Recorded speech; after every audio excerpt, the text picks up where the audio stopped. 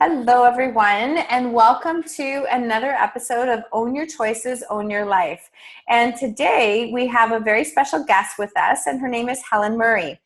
Helen and I connected over Facebook through Mo Mondays, through different speaking events, and we realized that our world was very small in the fact that I actually taught her son when I was teaching at Conestoga College a few years ago.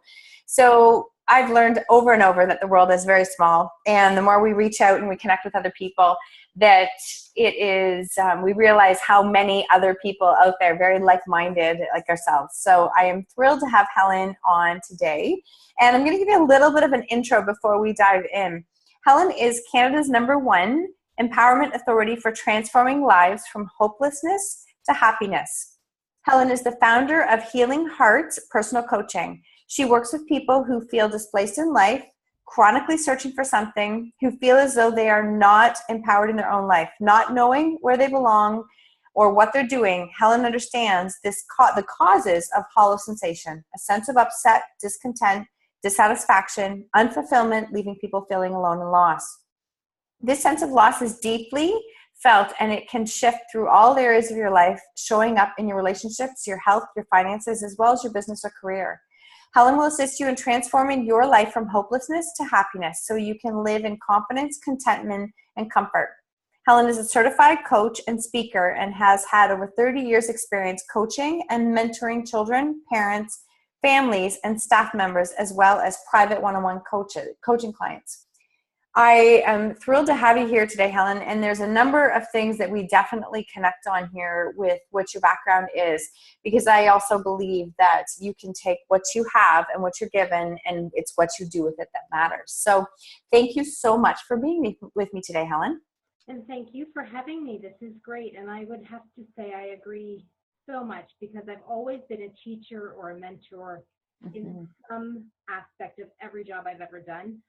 And that is, I think, what I was born to do, is to teach, to coach, to mentor, to educate. And the best thing about this job, about being a personal coach, is that you get to do that on such a more real and deep level than in any other position I've ever had. It is so true. And when you are coaching and working with clients, it's amazing the level of how intimate you can get with conversations, and because you really want to dive into why a person is stuck and what's holding them back so that they can let go of that and move forward. So it is, it's wonderful. And I'm glad that you have found something that you are so passionate about. So why don't we start a little bit? Just tell us a little bit about where you are right now in your life and what you're doing that excites you the most. So I have started my own coaching practice, and I absolutely love what I'm doing. I love the one-on-one coaching. I love the public speaking, presenting. I just love listening to other people's stories, because everybody has a story, and that's where their healing happens. That's where their life starts. Absolutely.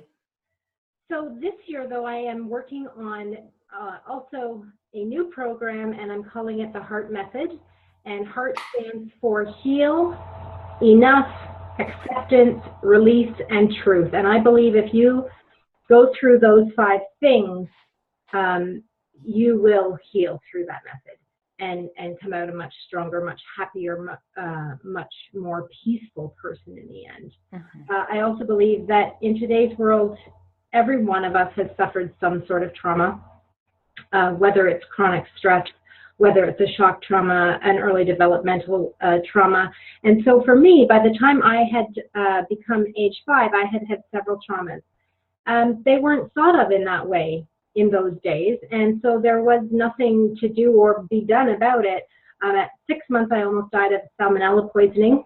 Oh, wow. I moved when we were 3, I moved again when we were 4, and at age 5, on the day of my 5th birthday, my brother was killed, and we all witnessed that happen. Wow. So Wow. So from a very young age, I learned that to be safe, you contract and you keep your circle small. And on that day, I did make a promise to myself, to the universe, that I would never ask for another thing as long as that never happened again. And then I had this false sense of security that was going to happen. When my nephew was 12, he was also killed. And I think at that moment I realized that it doesn't matter what happens. You can't keep the ones you love safe. That's not your job. You don't have that control. And yeah, there's no guarantee, is there? It's unfortunate. I don't want to catch it. There's no guarantee whatsoever. And I think that I can just picture, like I can actually visualize that 5-year-old witnessing that and thinking, okay, if I will be good if nothing bad ever happens again, because that's the simple way that a 5-year-old would look at it. And unfortunately, as we get older, we learn that no, we don't get to have control over those things, and they still happen, and it's sad and it hurts, but yes, exactly. And then also at age 27 with my last pregnancy, we were told that my daughter would be born with trisomy 18. So basically born with a 2-month life expectancy, totally mentally and physically disabled. Wow. That experience, so for me, now for my husband, that was a tough one, but for me, I found that whole 9-month pregnancy was just very peaceful, very calm, just almost like, like I was covered in protection. Wow. And definitely, we had to go to genetic counseling and hear a whole bunch of stuff. And in the end, I said, I don't know why I'm here. I'm not changing this occurrence in any way. I'm not having an amnio that's a higher risk. I'm not changing my decision. We are having this baby and we get what we get and we'll love what we get, and that's that. And so when she was born, definitely I felt like that was my own personal miracle, because she was born healthy and beautiful and no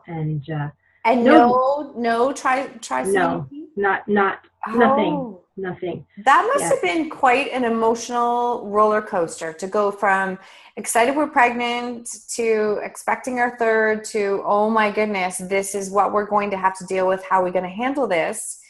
To then preparing for it and then finding out that no, they were wrong. Yeah, it was. And my poor husband, he went through all of the emotions in a very quick time. And so she was our fourth, actually. And I had always planned to have 6. But after that pregnancy, he said he just couldn't go through another one. Yeah. So, what we thought, well, we have 4 children. We've been pretty blessed. And he could not have handled that again and come through it well. So we decided to stop our family there and, take our blessings and say thank you. So, but it is incredible, just how much your own thoughts play into the life you lead. And I truly believe universe, spirit, God, whatever you choose to call it, was with me during that 9 months, and that is how I managed to have such a calm pregnancy, because I knew the stress of all of that would just harm her if there was already something wrong too. So, over my life, I've definitely had some heartbreak, but I too have had a miracle, and I think of that often. And now on the path I'm on the journey I'm on, I realize that to get to where we are and to become the person I am choosing to become, I had to go through all of those things. When my children's heart broke when they lost their cousin, I was far more able to deal with their grief in a positive way for them because I had gone through that myself. Right. So, I truly believe whether we know what the purpose is or not, there's always purpose to everything we go through, the good, the bad, and the ugly. It's all part of life, and we have lessons to learn. And if we keep attracting those same lessons, we will get those lessons over and over again. That is very powerful, and what a perspective to be able to look at some extremely difficult times in life. And that loops back to what you said in the beginning and how powerful your thoughts are. Your thoughts are so powerful. And, if you stop and think, like, why is this happening to us? Why is this happening to, et cetera? And we all know those why questions there's no purpose in them as far as helping you to move forward. They just keep you right where you are, because that's life. Life will continue to happen. And that's not being said in a negative way by any means at all. Said in a very realistic way, that life continues to happen. It's what we choose to do with what we are given. And I have a little change in how I say that now too, because now I do believe that life happens for us rather than to us. And I think when you make that shift in mindset, it's just one small word, but it's huge, because then you can find the silver lining in every cloud, right? Because you're looking for it, because you think if life has happened for you rather than to you, you've created that yourself. Well, and what do you do as a coach when you come? I mean, I've been in this situation. I have been in the situation where a coach had mentioned that to me, like, this is you're looking for the silver lining. You're looking, I'm like, are you kidding? With everything that's going on, like, there's nothing positive in this. So I remember just reflecting back on my old self. I'm sure there's somebody listening right now who goes, no, like, it's not. It's really hard to get over that hump, to think that, there is something here for me that I'm to learn and do something with. So what advice do you give to people when they're in that space where they're just not ready to even think that they have something to contribute here? And if they're not ready, they just haven't finished that cycle. Yeah. And the more softness and the more love and the more they can spend time around people who have learned that lesson already, to uplift them to the next level, where they can hear that and realize there is maybe something to that. Because when they're not ready, not only can't they hear it, they can't digest it, they can't swallow it, they can't speak it, they can't think it. It's just, and I get it. I was there too. Yeah. I was there too. But at one point, while working with my coach, well, I can tell you that story.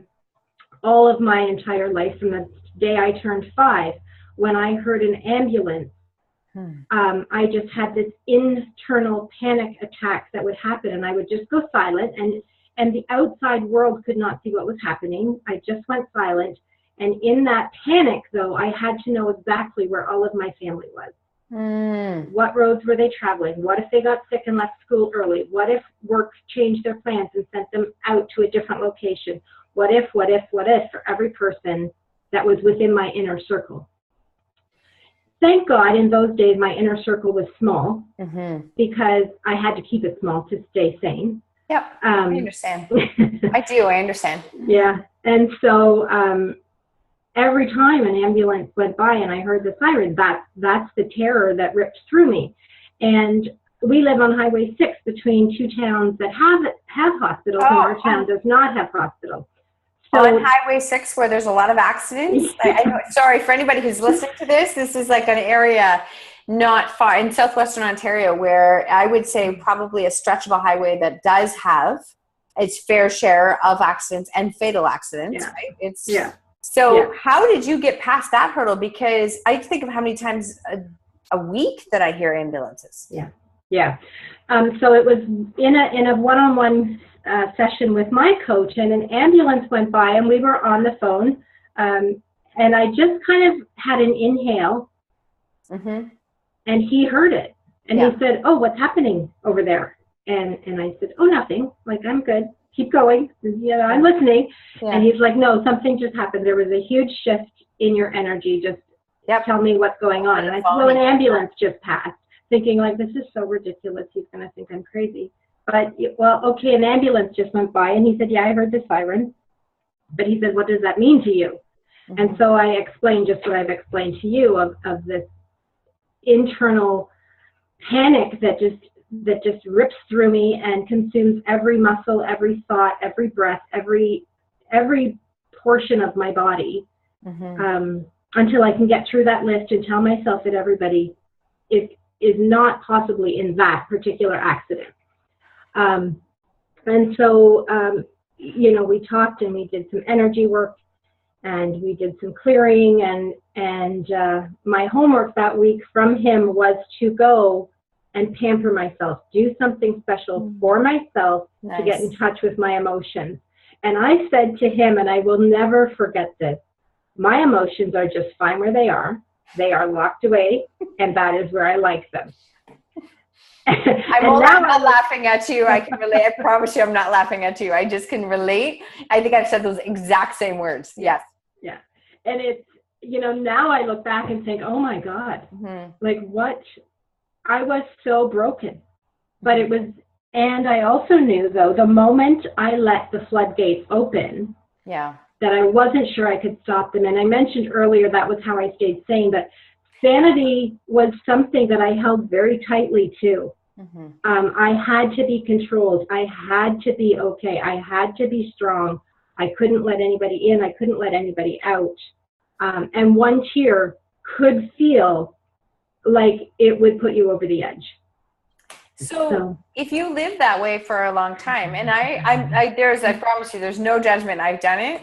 When I say to clients, because I've done it, you bottle those emotions into a ball into a bottle over and over and over. Eventually what happens, the cork will blow, like the bottle blows, because you just can't do it forever. And your body says enough is enough. And there have been times where I would be watching TV and a commercial would be on and I'm like full on tears bawling.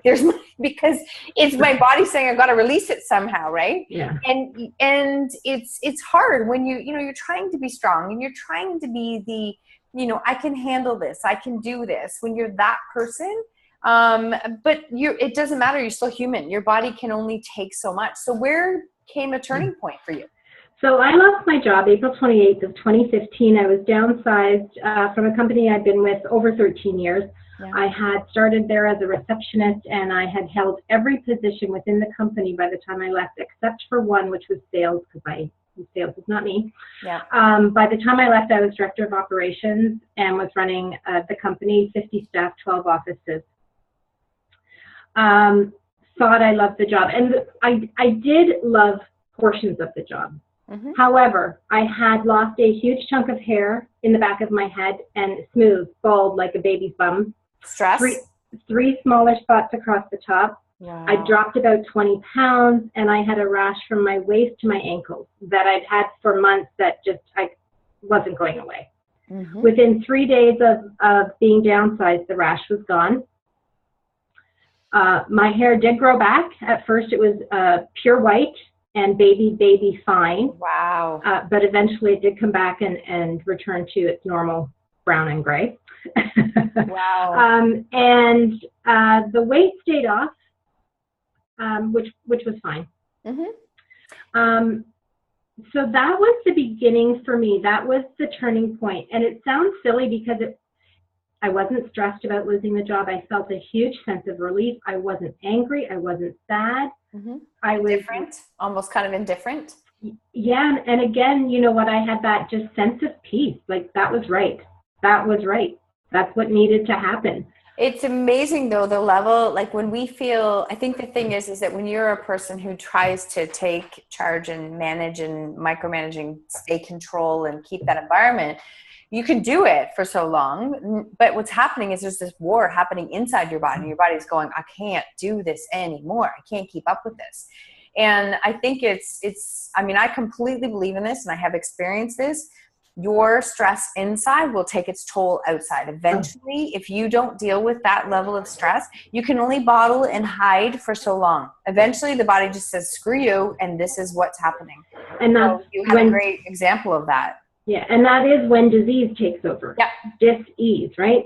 But the problem for me was I refused to listen to anybody. I refused to see the signals on my own body. And I was sure that I'd be fine. But afterwards I said that I was just too dumb to notice it. But in reality, the fact was I was too numb. Oh. I had not felt. I didn't feel stress. I didn't feel pain. I didn't feel joy. I didn't feel happiness. But to keep out one, you block the other. And so it had been a lifetime of just holding everything so close and so tight. And really, from the time I was 5, I lived in complete shutdown, in complete freeze mode. And that's where I stayed until the day I lost that job. Wow. Yeah. That's powerful. And that's, thank you for sharing that to that level. Cause I think that people don't realize when you stuff those feelings and you stop yourself from feeling them, the toll that it takes on your body for so many years.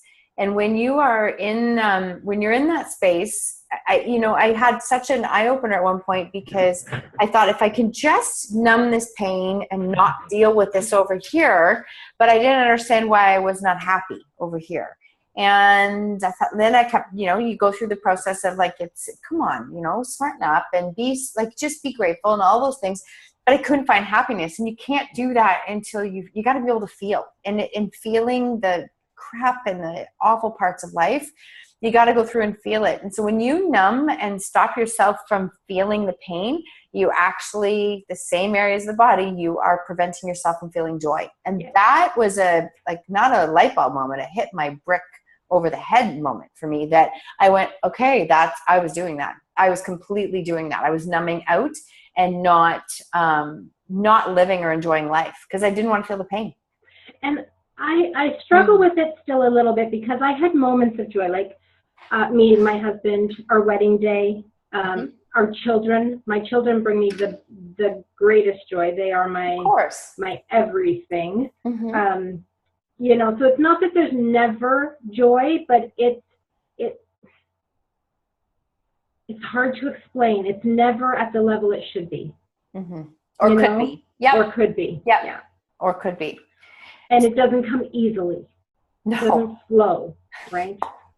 No, it's not easy. And I think that's another misconception. When you are a person or you're a coach or you're whatever that is, and you are always trying to look at the positive end of the life and positive and the different perception of looking at it, there is this misconception that that's easy.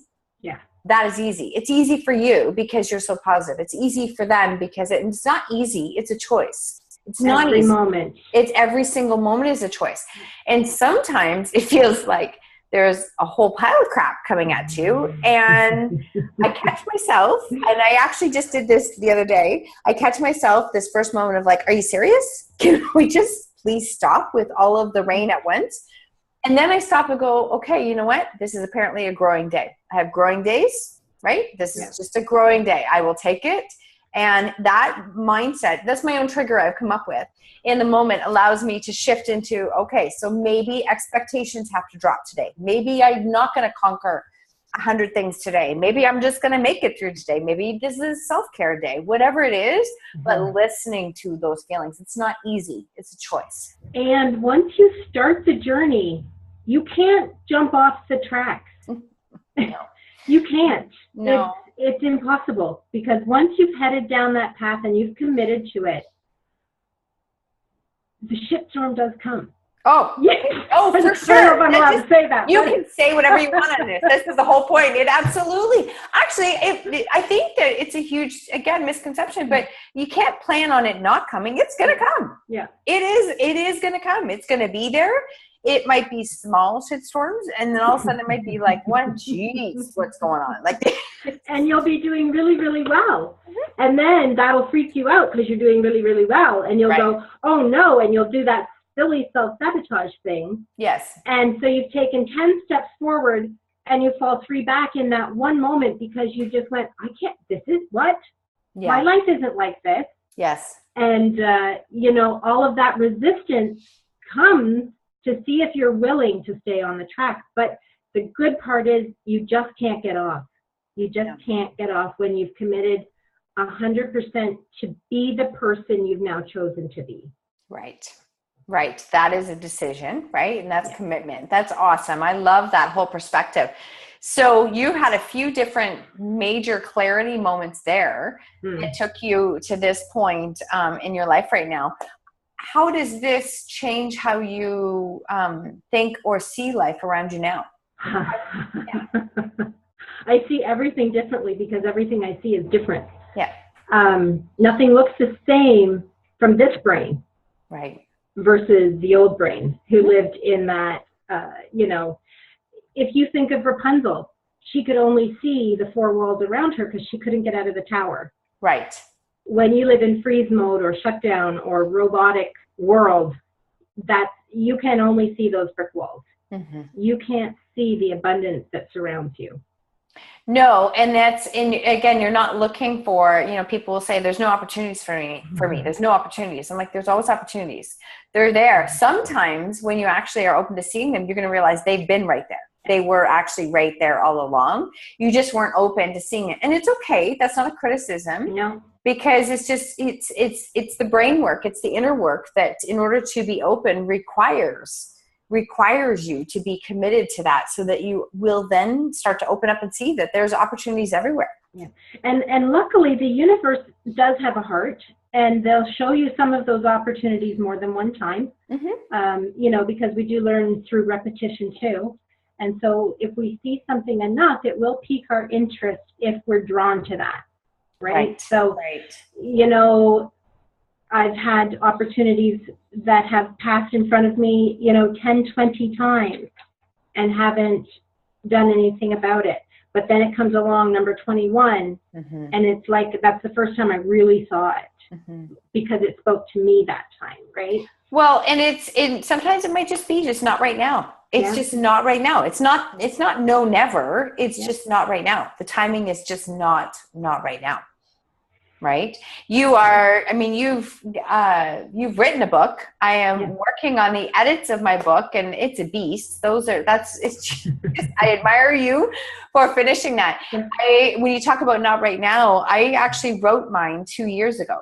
I wasn't ready. Like I hated it. I couldn't figure out what to do with it. And I just shelved it. I shelved it completely because my brain was not ready yet. And, opened it up, started at the beginning of this year. And it's like, you know what? No, I'm going to finish this. And there was no pressure to do it in a certain time because I wasn't ready. I just wasn't ready. So it's funny that you say that, because when I started writing my book, I actually started writing a different book, and this book came out. Right. So it's right when it's right, and you can't force it. No, and you can't make it, I was that student in school that, had a project and wanted to get to work on it and finish it and, have it done by deadlines and have it. Well, that's just writing the book is a totally different beast. It just doesn't work like that. And I've had to have many laughing moments and going, okay, Marcia, this is not high school. This is not how this works, not university. Just give yourself some grace and patience. It will come in its own time. But what was that experience like? Tell us a little bit about your book and what it's called and what the experience was like for you.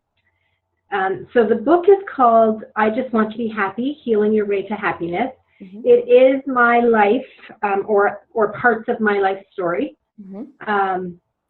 And for me, it was a definite healing step. Mm-hmm. And I think that's why it had to come out before I could even contemplate writing a different book. Mm-hmm. And not only healing for me, but healing for other people who have read it. And surprisingly, I thought it would relate more to just death and losing a close family member or something like that. But I've had a lot of people who went through divorce or, other traumatic experiences that were not the same loss, but were all loss. And they found the book to be helpful in their situation too. So it's definitely transferable, right? Because the feelings are the feelings no matter what the trauma. 100%. And the steps are the same, really. When you start to work through them, a lot of them are the same. Yeah. Which goes again to show that we're really not alone, right? And then I had a young woman who, I think she's I think she's a social worker, but something in that field. Mm-hmm. And she studied all of the processes and the steps, and this is what you will go through and you'll pass through. And she read my book and she said, "Did you study that?" And I said, "No." And she goes, "I can't believe it. Your story fits exactly mm-hmm. the scientific steps of grieving and the process." And she said, "And your words are just so simple and clear mm-hmm. for people, but it absolutely fits the way it's supposed to. You would think that you had a textbook of it, and your story fits into the textbook," which I thought was interesting because I'm not a psychotherapist. I don't know that. Not what I studied.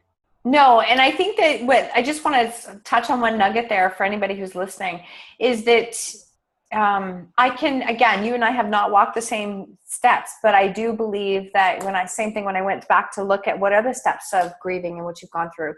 And I did walk a lot of those steps. The thing is that you can't get from step A to you can't get to the seventh step without going through them, and you have to go through them.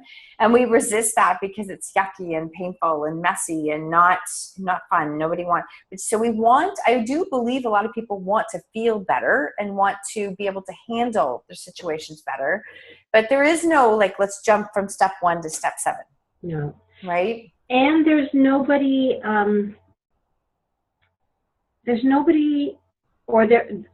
when I was going through it, there was nobody to take my hand and say, come with me, I can be your guide. I can show you how it works. Right. When my brother died, there was no counseling. Mm-mm. There was nothing. And then when my nephew died, I did set up the school counselor to come in and talk to my kids and my sister's children, because I went to the same school. Mm-hmm. And it was terrible.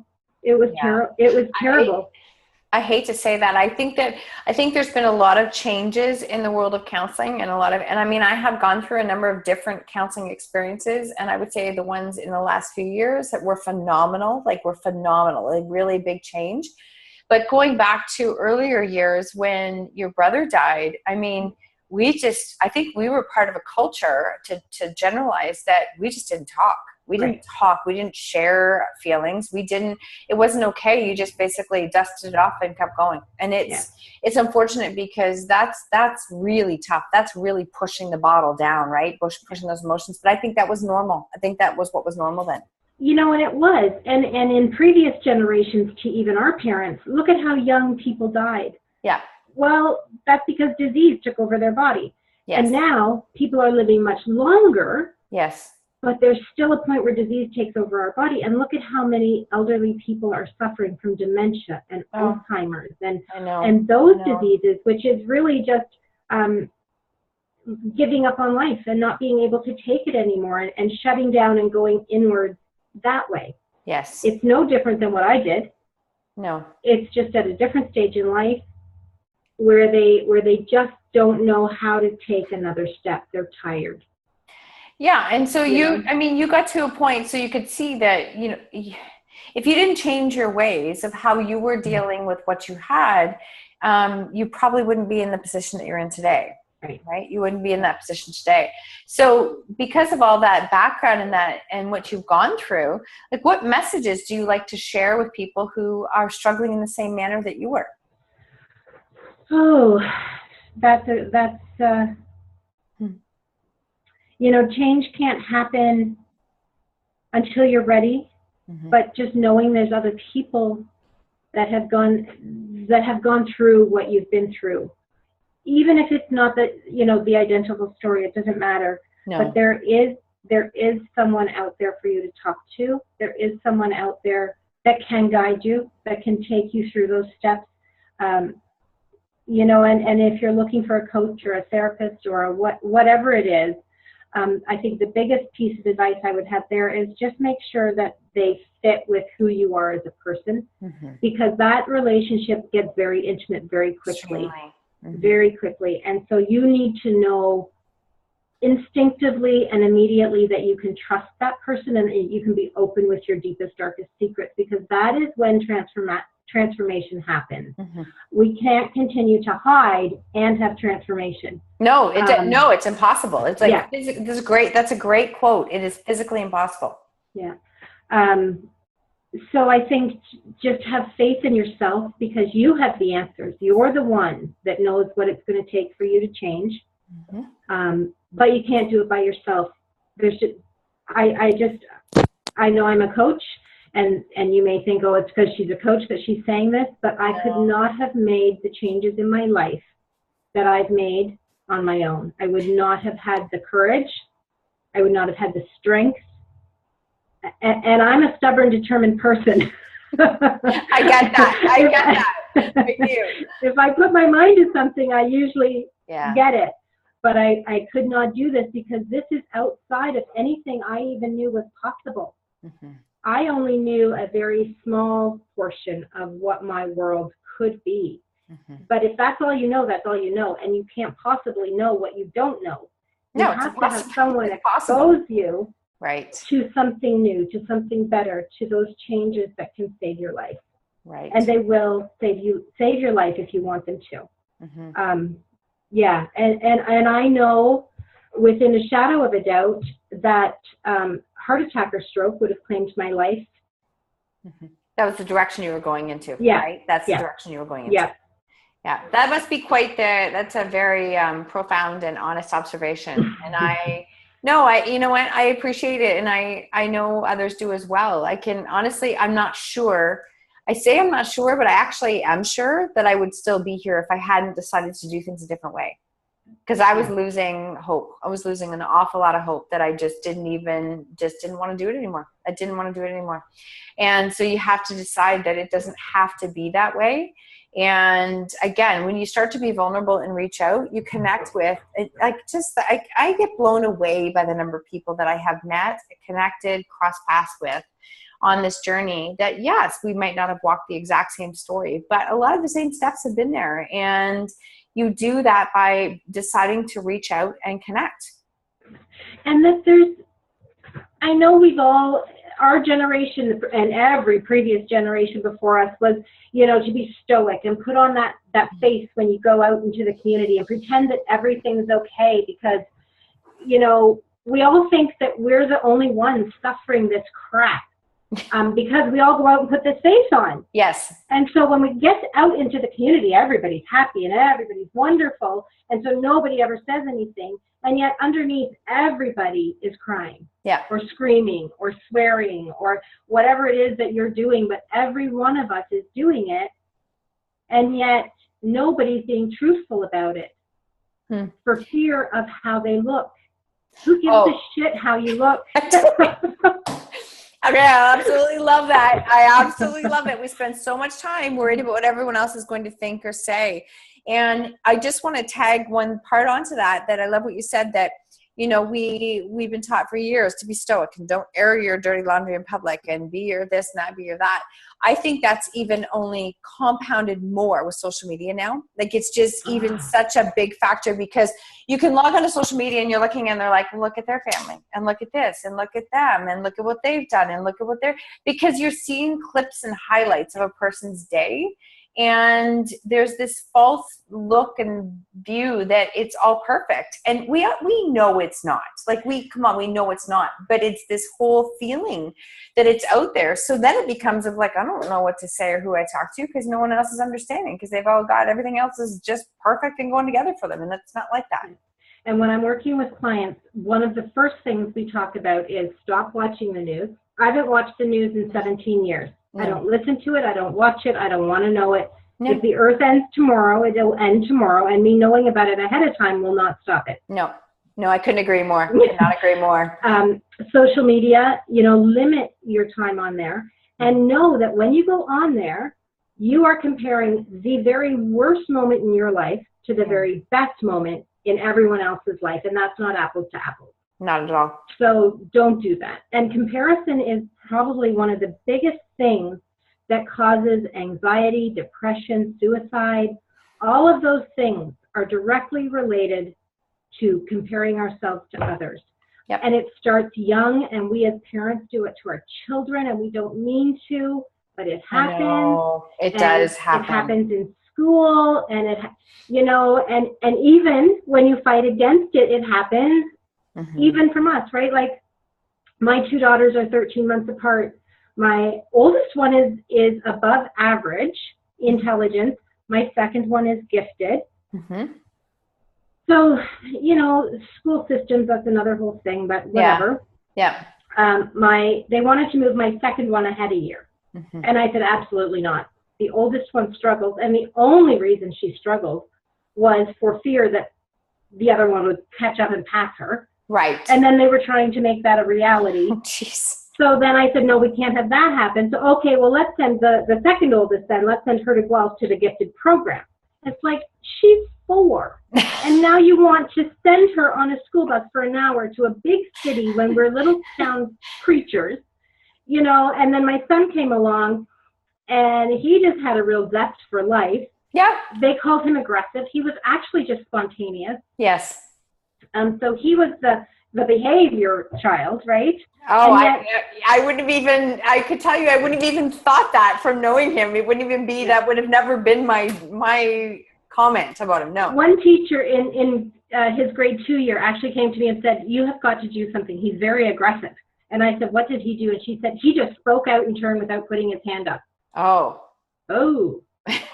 That's serious. It's very serious. It's very serious. You know, and then my youngest, she kind of got it all together for the 4 of them, and she just went in there with her own thought process and her own brand of spunk, and wow, just said to the teachers things like, I don't like the way you treat other people. It's not very nice, and you should stop it. Ooh, I love her. I absolutely love her. I do. That's awesome. I like that when they speak up in that stance. I do. And we need to teach every child how to be able to do that. Because then you don't bury all of those little things, because they come out in a very meaningful and can be polite way. Where those of us who bury things, like you said earlier, then the cork blows and we explode, and it's either tears or anger. And that was my vice. Anger was the only emotion that I used. And in my entire life, I've cried 5 times. I'm not even sure to add to that, because once I finally decided to let the cork out, it wasn't pretty. It was not pretty at all. It was definitely some points in life where I just was like, wow, I think I bottled that for a very long time. And you know what? Some of those good, ugly cries to let it out, but you feel like you don't realize, I say to clients, you don't realize the weight of what you're carrying until you let it go. When you let it go, you're like, oh boy, like this is just a massive weight off of my shoulders, off of me. And it was never mine to carry anyys. It was never mine to carry. You talk about weight and physical burden, right? My legs used to just be heavy. I wouldn't say they were painful, but however, I was kind of numb, and maybe they were painful, and to me that was a heavy sensation. Yeah. So they were extremely heavy though. Like the cement in the sidewalk was like pulling them down. Like it was a constant tug on my lower body. And that's the kind of weight that was in my lower half. And sorry, my dog is barking. It's okay. It's going to happen. It's all good. And you know, when I finally got rid of the baggage that I had been carrying, that weight was gone, completely gone. Powerful. I have not had that sensation in over 2 years. See, that's powerful. That's very powerful. We have only a couple questions left that I want to wrap up on, but where do people connect and find you? Facebook is easiest. Either my personal page, Helen Murray, or at Healing Hearts Personal Coaching. And I'm very active on Facebook. So that's probably the best spot to get a hold of me. But I also have a website, and it's www.healingheartspersonalcoaching.com. And then I do have, LinkedIn, Instagram, Twitter. I'm not as active on those accounts though. But so definitely active on Facebook and your website as well. So that's great. Your couple quick questions I wanted to ask you. If you could go back and you could pick any point in your life, what message would you like to give your younger self? And which part of your younger self would you give the message to? I think every age and every stage, and it would be the same message. And it would just be to always choose happiness. Wow. In every moment. Yeah.